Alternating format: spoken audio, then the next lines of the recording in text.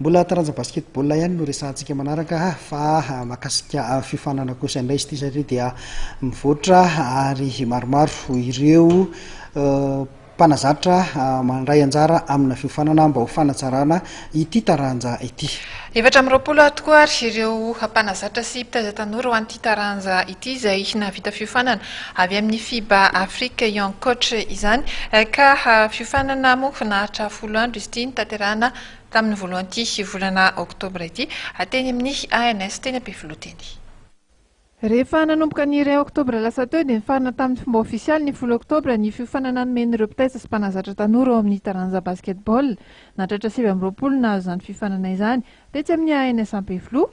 Ny 4 amby roapolo tamin'ireo ihany anefa nahazo ny diplôma Young Coach voalohany ka Noro Arso Oly Lalaina no nahazo larina voalohany sakia ireo mpilalao tamin'ny ekipam-pirenena teo aloha avokoa sy ireo mpitarika kleba mitaiza mpilalao zandrany no nahazo izany.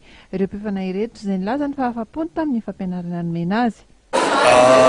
Amin'ny formation FIBA africanisme zany dia fampianarana universel zany izy mba hitovy amin'ny mpanazatra sy mpakana kleba rehetra ny Afrika zany tsy manderana zao tontolo zao.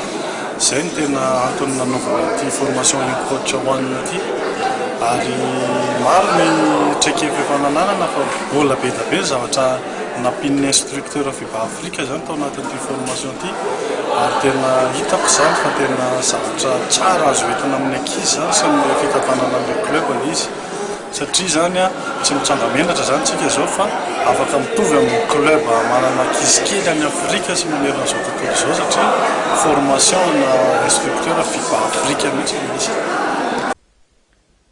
Fifanana teo ambany fivezan'ny instructeur FIBA Afrika Angelo Razafiarvony sy ny tare teknika nasionaly ny federasiona malagasy ary ny komisiona ikambanan'ny mpanazatra eto Madagasikara moa izy ity. Nahatratra 420 ora no nampianarana ireo mpifanay ireto tao anatin'ny 10 andro. 20 ora tamin'izany dia niompana tamin'ny fampianarana ambony latabatra raty ny 430 ora kosa ny fampiarana teknika.